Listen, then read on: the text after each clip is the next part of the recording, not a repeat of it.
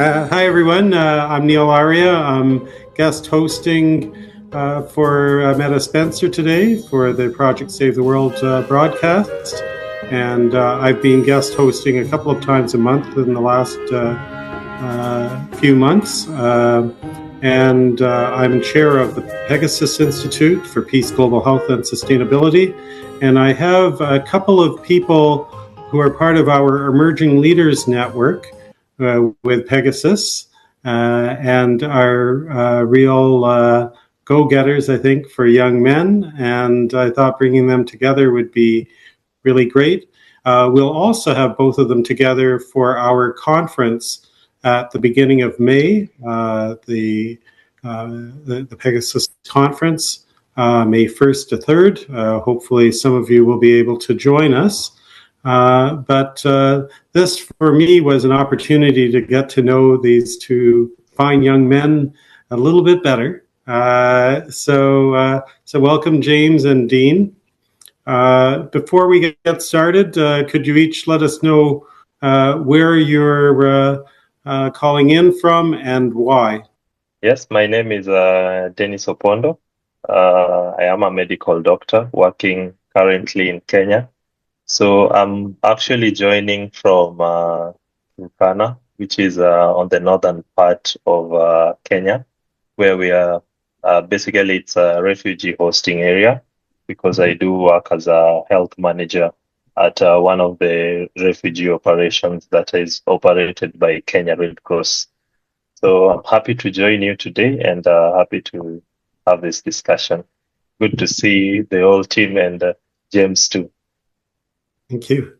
And hi, James. Where are you calling in from? Hi, my name is James Achuli. I'm from South Sudan. I'm currently in Montreal, doing my master's at McGill University. And so, yeah, I'm calling from Montreal. And what is it that you're doing your master's in, James? I'm doing my master's in political science, and my research is going to be on refugee studies, and I'll be doing that data collection in the summer. Yeah, thank you. And yes, one of the themes that's going to be important for our conference is the theme of migration and refugees. And each of you, we thought, could bring a very personal perspective to what is happening internationally. So I was born in South Sudan, and a place called Tali, which is, I think, over 100 miles away from the capital city of South Sudan, Juba. But then I moved to the capital around 2010 to study, and just after independence in 2011, 2 years after independence in South Sudan, 2013, we had that civil war. And so I ended up being displaced. And then in 2015, 2016, there was also another war that again broke out in South Sudan, and I ended up going to Uganda, just joining a moving crowd, and I ended up in one of the largest refugee camps in Uganda, Bidibidi refugee settlement, which is actually in northern part of Uganda. But I was relocated from that refugee camp, and I ended up in another camp called Chiriandongo refugee settlement, just 5 hours away from Kampala, which is the capital of Uganda. From there, I was fortunate enough to get a high school scholarship to study in Armenia. So from 2019 to 2021. And then after that, I got a scholarship to study my bachelor's at the University of British Columbia here in Canada, in British Columbia, which is the west coast of the country. And so I graduated last year with a bachelor's in international relations. And then I applied for another master's scholarship at McGill, the McCormack Bain Scholarship, and that's how I ended up in Canada. So I think my journey pretty much shaped why I'm studying the program I'm studying today, because I grew up in the intersection between government and NGOs, and I've seen the work that they do for me and my community.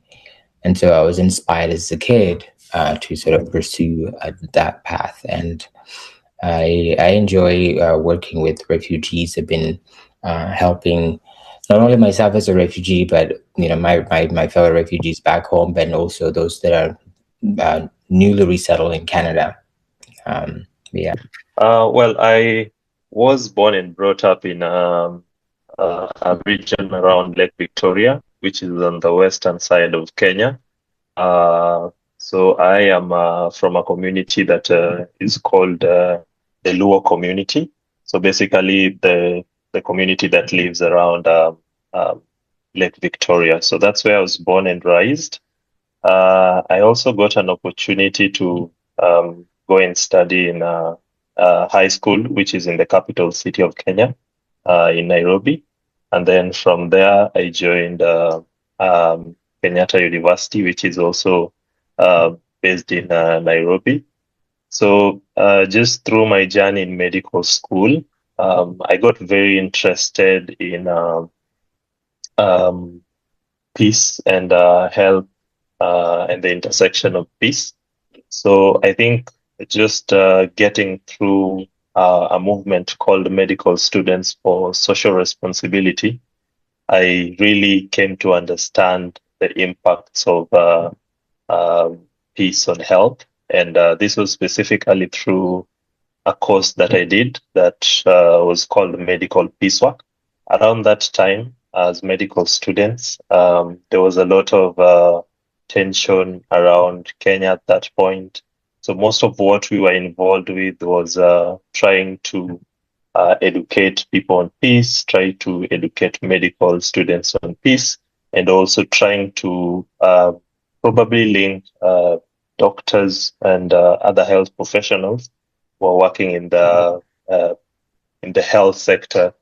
As a medical doctor, I joined now the umbrella organization that is called Physicians for Social Responsibility, also goes by the name International Physicians for Prevention of Nuclear War. I ended up working in a medical facility, just like everyone else, once you graduate as a doctor. I wasn't satisfied with what I was getting out of my career as a doctor within the confines of a wall or the hospital wall. So that's when I got interested in specifically public health, and got a lot of interest in refugee health. And that's how I moved into the refugee camp, which is currently where I work. And that is in the northern part of Kenya, which hosts a number of refugee communities from South Sudan, from Sudan, from some asylum seekers from Uganda, and basically all the countries around Great Lake region, all of Africa, and Eastern Africa. Both of you are a little bit the exception in terms of the communities you grew up in. And I wonder that for James, even though you've had some misfortune in terms of being a refugee and the various displacements, but what is it that helped you get to where you are versus some peers who'd be perhaps equally intelligent? And yeah, that's a very good question. I think it has really to do with the community I grew up in, also family. I think that certain things push you to kind of grow up very, very quickly. I kind of realized that at a very young age because, again, growing up in South Sudan and being born in 2000, in the early 2000s when our country was going through the civil war, I remember my parents would always encourage me that if you study really, really hard, you will succeed and you will, save our family, So I was a kid listening to those stories, and I kept those stories in my heart, and I was pretty much determined to go to school. And I think that for the story changed when uh, I was introduced to school, and I went to UNICEF funded schools as an internally displaced person. And I realized the value of school, and the joy that comes with, playing around with my friends, and just seeing, the value that education brings, especially looking at UN workers, and just the amazing work they were doing. So that was like the first thing that caught my attention as a kid. But I think that also, there are opportunities, but those opportunities also, I think, required one to be prepared. And I think that I was prepared to kind of just take on every opportunity that was in my way. So when I went to the capital city, I was with my sister. I lived with her, and I was pushing to just continue with my studies, even though there were no school fees. I would kind of hustle around. We had this thing. It's like similar to ice cream. I would go collect plastic. Sorry, Chris. I would say it's not plastic bags, but we would normally tie them in containers, and then we'd put them in a freezer, and then you would go and sell those things to like make money out of. It's like a small business basically, just to kind of pay for my own school fees. And some schools allowed me to study, and then they would see that I was doing well, and then they would give me like scholarship, and that's how I ended up actually in the southwestern part of South Sudan on a full scholarship before again fleeing my country to Uganda. And even in Uganda, I was studying also under the support of UNICEF and those UN funded schools, but still very, very difficult because you don't have access to all the basic needs and all the necessities that are required for success when it comes to school. I'm talking about maybe breakfast, food, even like family to kind of support you was not there, because I was like an accompanied child when I arrived at the camp. But again, I had that burning desire that this there is something out of school and out of determination. How I ended up going to Armenia was again working hard and doing my exams and passing, um, and learning how to apply for scholarships online.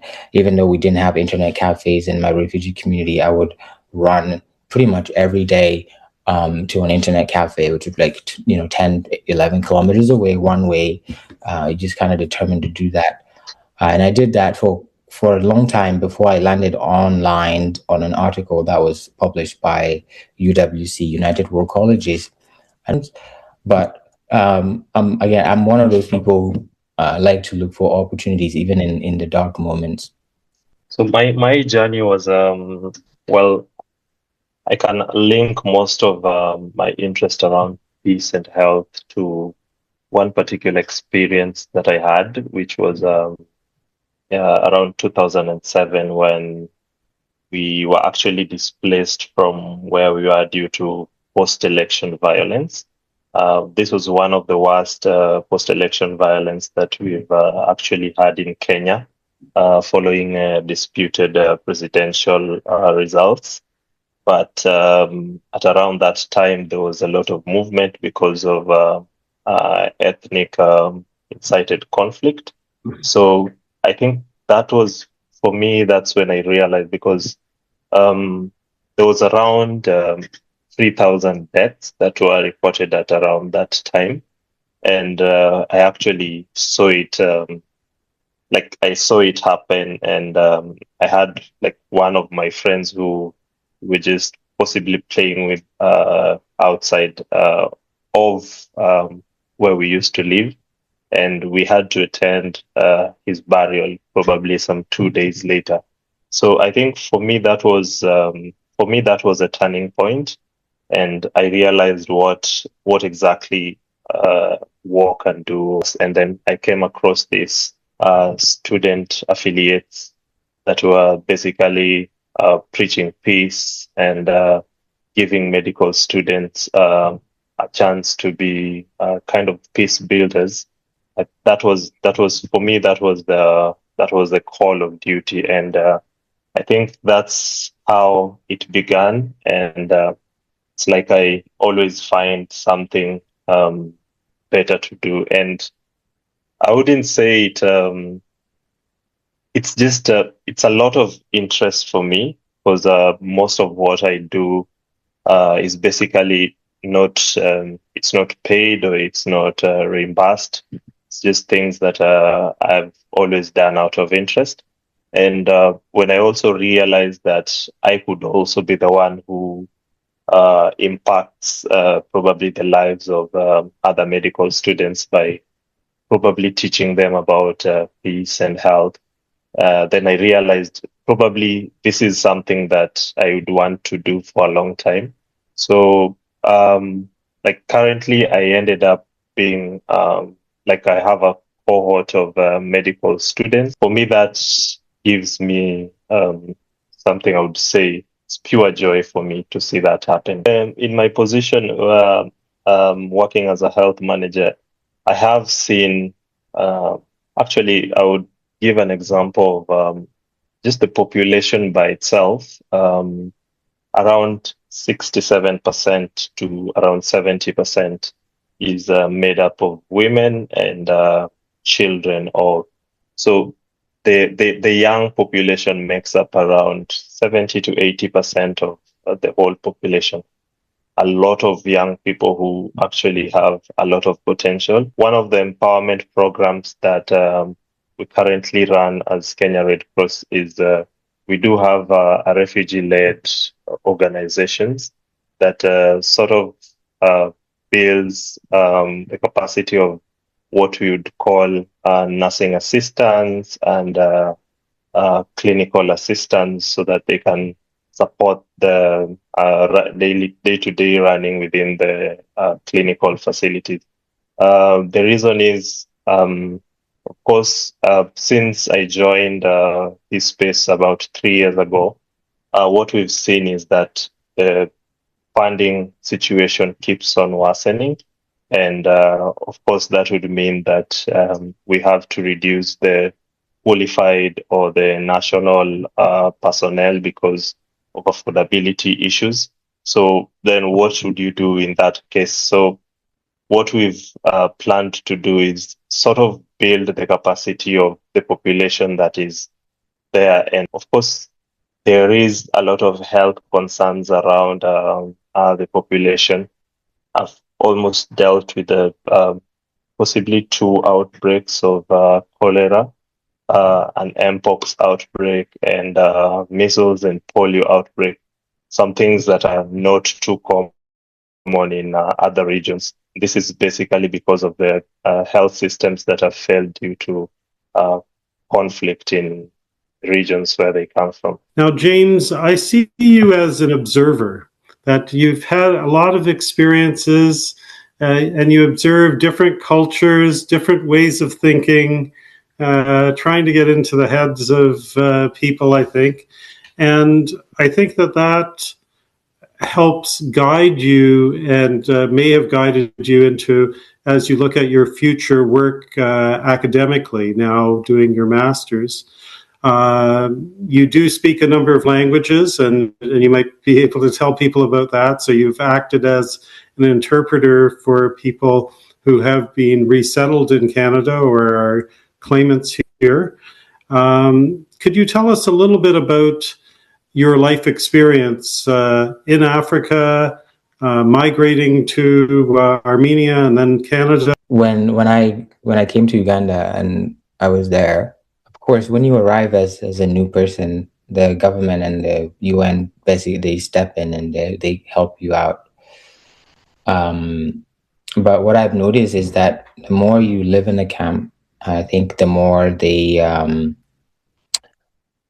have this self-autonomy type of thing that they believe that you'd be able to cope, be able to provide for yourself and not entirely rely on the UN. So this is some observations that I noticed, but I think that it's a little tricky, because just because you get a piece of land doesn't mean you're going to be like self-reliant.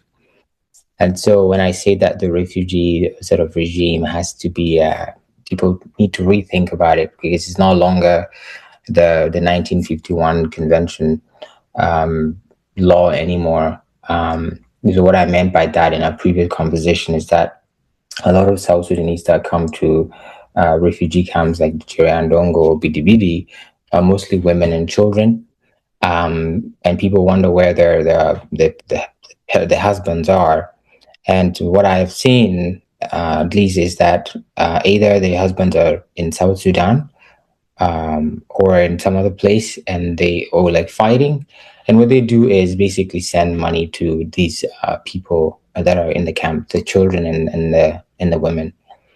And so that has, I think, allowed many people to stay in the camp. When I went back to Uganda in 2023 to meet with my mom, I noticed that a lot of people that I came with, or a lot of friends that I used to live with when I was in the camp, had gone back to South Sudan, because remittance and the support growing food crops in the camp is not very sustainable for them, because the land they get is not enough. So yeah, that's one thing that I've seen, and I see that, and I understand why there is this model of progressive model in Uganda, but I think that it's a little bit problematic. And yeah, I think shifting the responsibility from like the state to the refugee is a little bit of a stretch, because we can't be speaking about self-reliance when the education system cannot really teach you to get employment opportunities, when the health system is basically very, very slow. And I think that is something that we kind of need to think about. I think Canada is doing a great job, but still, even the private sponsorship program here in Canada, it's a little difficult, because it's like sort of neoliberal in a way. And I think that refugees are very vulnerable. Yes, we can bring people as permanent residents to Canada as private sponsorship, but I think there is a general, there's need to be guidance, and make sure that when we leave refugees to be on their own, they should be strong enough to stand on their own. Yeah. We are tasked with the responsibility of pushing a sort of what we call an integration plan, or in the local context, we call it a Shirika plan. So basically, the Shirika plan is it's kind of a government-led plan, of course, with support from UN agencies, to sort of build self-reliance to the refugee community, because basically what we have in Kakuma at the moment is what we would call a protracted emergency. It's been there for roughly 30 plus years, and for the government, it got to a time where they're trying to see ways and means of putting this population into work, putting up businesses, putting up all these kind of economic opportunities that would allow refugees to be self-reliant. But the problem, especially where we are, is I'm happy to hear that from James Sechuli's story, Uganda actually offered land. But what the reason why that might actually be very impossible, and of course, with the Kenyan context has been compared a lot with the Ugandan context. And this is because the Ugandan context has, like Uganda tends to have a lot of fertile land that could basically is arable and would promote a lot of agriculture. That's very contrary to what is here in Kenya, because this basically is a arid and semi-arid area. where plants wouldn't grow, and where there's no, I mean, people are moving with their livestock to find pasture in distant land. So basically, there's not any economic opportunity within most of the Turkana County, and that puts us in a tough situation where we're just wondering. Of course, you're saying you want to build self-reliance. It's sort of a good plan, yes, but of course the implementation is still very, very challenging because most of the economic opportunities that are around this place are not feasible. So I was just listening in to James, and I totally get where he's coming from. Of course, the deeper you try to understand where or why there are conflict, the more you find out that it's actually, I would, for lack of a better word, I would call it more of a systemic rot, sort of, and it's just a political interest that are kind of divergent. It's unfortunate, but if someone has seen war for quite like their basic or the formative part of their lives, then it's very hard to kind of preach peace, and it really takes effort for you to actually sort of make this peace to kind of bring positive or have a positive impact to the population. So from my experience and from how I see it, I think it's most of the conflict has a political attachment to it, and of course, um, this most of these wars are then funded by some other interest or external interest. I would say those are the inner causes of why these conflicts happen and why it's very difficult to stop them completely. And there's also, of course, there's also an issue on climate change, and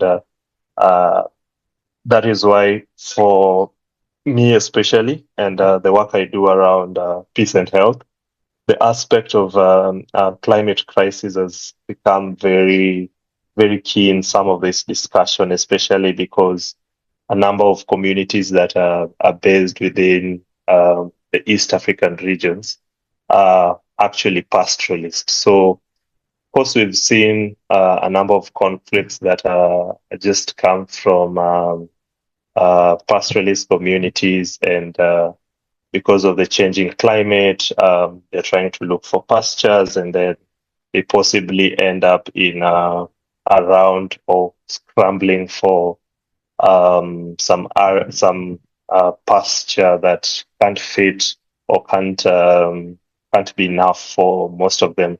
So that is basically the two things that I would say is the reason why we continuously have conflicts in this setting. People struggle to find that connection between peace and health. So from the teachings that I've done, I've seen people who have committed to really work in the humanitarian space, a space that previously has had very little interest from especially medical doctors. So now what I'm seeing is for around the 10 generation of medical students in Kenya that we've seen graduating, we see most of them are actually interested in not just doing the normal clinical work where they're based in city hospitals, but they now move into, there's a lot of interest in humanitarian work and a lot of health related humanitarian programs that kind of serve these communities that are in conflict. So that is the value that I've seen in terms of just creating awareness and also building a sort of pool that can chip in into peace building activity with just the health initiatives. What Dean has been saying is pretty much spot on. I think I come from a very small tribe in South Sudan. We call them Mondari, and I'm also we are nomadic pastoralists. So that because of climate change, I see that there's also a lot of other tribes that are basically nomadic pastoralists.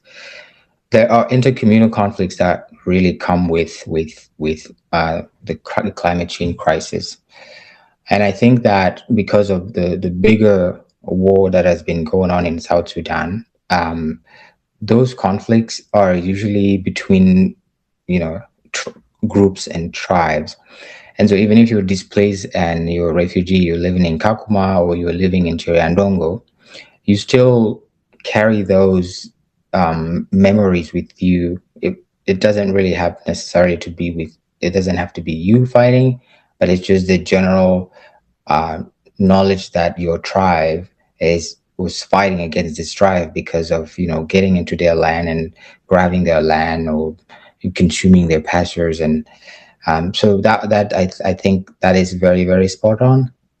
I think our leaders have kind of lost vision of what the country is kind of headed, and so it's come down to basically it's me versus them, and I think that our country needs a lot of education to understand that you don't really have to be in politics. You don't have to take up guns to be able to have food.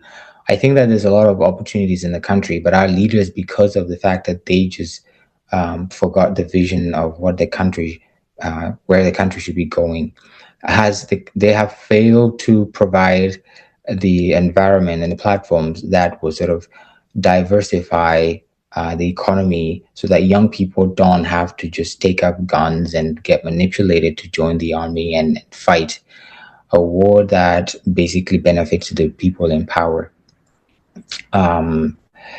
External factors, I think that's a big one, because our country basically without external influence, I don't think we would have gotten independence from Sudan. There are countries that played a big role in that, and I think those countries would basically try their best to make sure they get what they want because of the fact that they helped this country get independence. And I think that's a big issue that I don't know how to deal with that, especially right now. There's a lot of things in play. And what you shared about people even like fighting in refugee camps, it is a very common thing as well in Syria and Dongo, where I grew up. Anytime there is, we have a situation currently in Jonglei State, and also I think part of Upper Nile State. And my mom is currently in Boyali, and she tells me about what is going on between these major tribes. And the fact that they keep fighting each other, killing each other, even in the camps, because of what is going on in South Sudan. And so, yeah, you're absolutely right on that. But it's definitely helping. Like I am here helping my family back home, but I don't think it's sustainable in the long run. I think what we need to understand is that we don't want to be managing displacement. I think we kind of just need to work on stopping like displacement in the first place, which is going to be very difficult. I think that's a bigger solution. Instead of relying on, because remittance are not reliable. It's not like very predictable. It's not going to come in at the right time. It's not like the UN system where, in the past, where there is monthly ratio and things like that. Remittance are also, I know that culturally speaking, from a South Sudan point of view,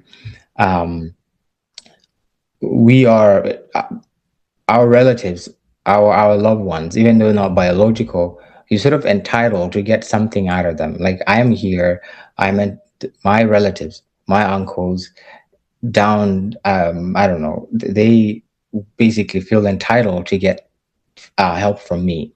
But I think that is something that is not sustainable, and it's actually causing a lot of troubles in the camp. A lot of people it's giving up and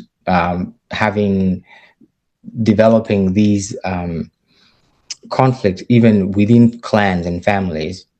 So that is an issue there as well. But I don't think also like general relying on aids right now is something that is sustainable unless we get some changes in leadership in the global stage at some point. So I think that yeah, solution wise, you just need to find ways to like stop the wars. And I know that's easy to say, but it's really, really difficult to implement.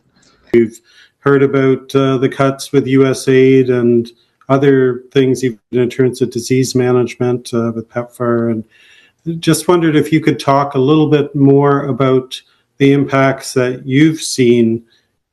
It's a very good question, and it's a question that I actually have to deal with every other day.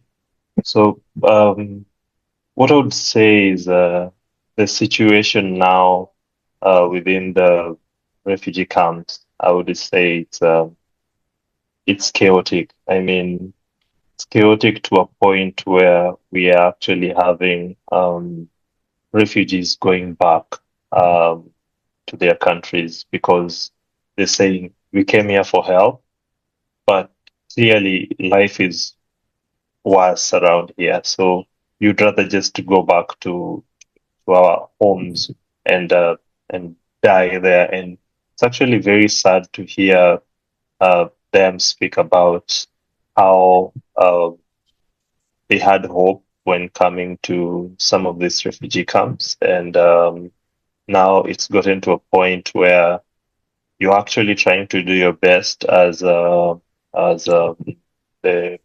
partners or partners in health who are working within the refugee setting. You get to a point where you basically have very basic medicine, and it's not sufficient to sustain the population that, of course, keeps growing because the conflict never stops. So the population is growing, funds are reducing. So basically, it's a sort of situation that the demand is increasing, but the supply is definitely reducing, and it's reducing drastically.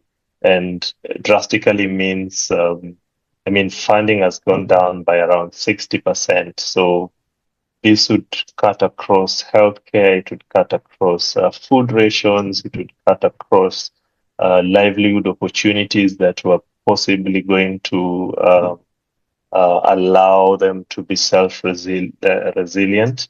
And this is the situation. So now what we are seeing is we are seeing more mortalities, we are seeing more morbidities, we are seeing probably in the reproductive health, we are seeing women who are losing their children in the process of birth.